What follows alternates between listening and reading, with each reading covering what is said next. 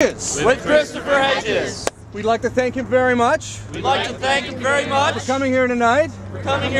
And speaking. Outside. So everyone can hear. Not just. Those with. Harvard IDs. And with that. Pulitzer Prize winner. Christopher Hedges. Thank you. I think that this movement here at Harvard is extremely important for several reasons. And I want to encourage those Harvard students who have maintained it and maintained it heroically through Thanksgiving to continue, especially over the winter break. Harvard exists essentially to feed the plutocracy, and it has since it was founded. It is an institution that epitomizes the dead ideas of the 1%.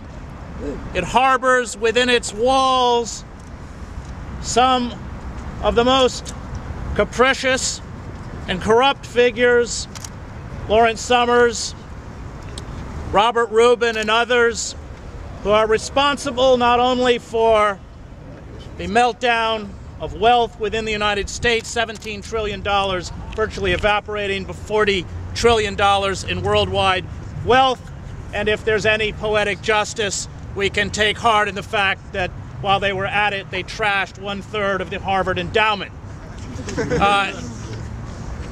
This movement is important not because of its size, but because it is run by people within the institution who have access to these figures and begin to call them to account.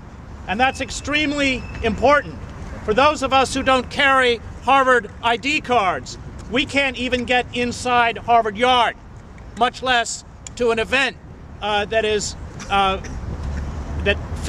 has figures like Summers or Rubin present.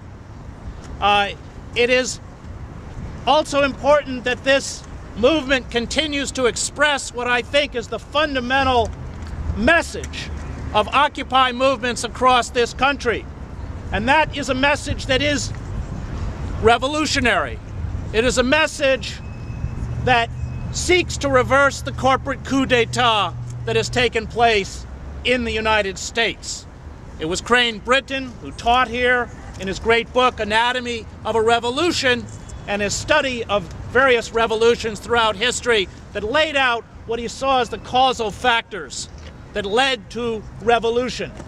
The creation of a rapacious oligarchy, destruction of a middle class, a tone deafness to the plight of working men and women, and especially the poor. Déclassé intellectuals, people who finish expecting to be integrated into the system and having nowhere to go. But Brinton also said that all revolutionary movements at their inception demand that the corrupt and decayed power elite be removed. And that demand is unpalatable to that elite because, of course, it would mean their dissolution. And the elites can't respond to that demand. So when you see outside forces tell you, what are your demands? Make demands. Do you want to revoke corporate personhood? Do you want financial reforms, regulations? Do you want campaign finance reforms? What they're attempting to do is funnel you back into that dead system.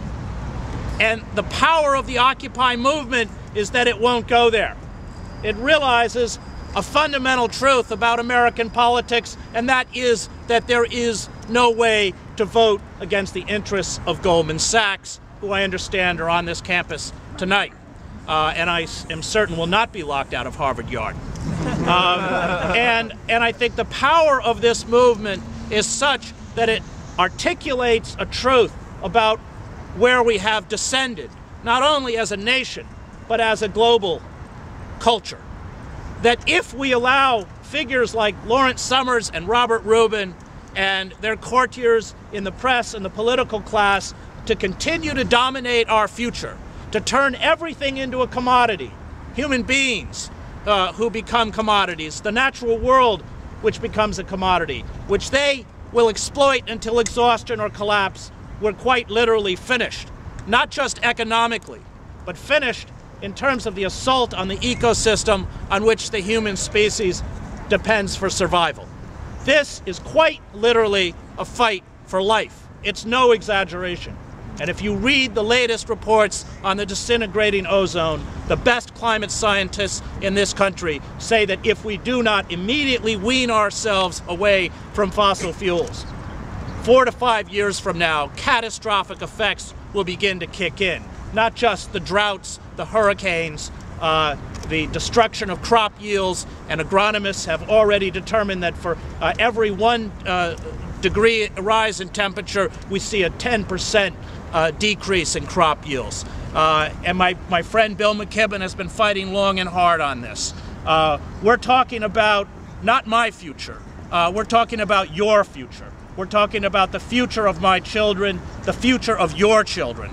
And so I applaud what you're doing. I stand by you. I will sleep in there tonight and keep at it.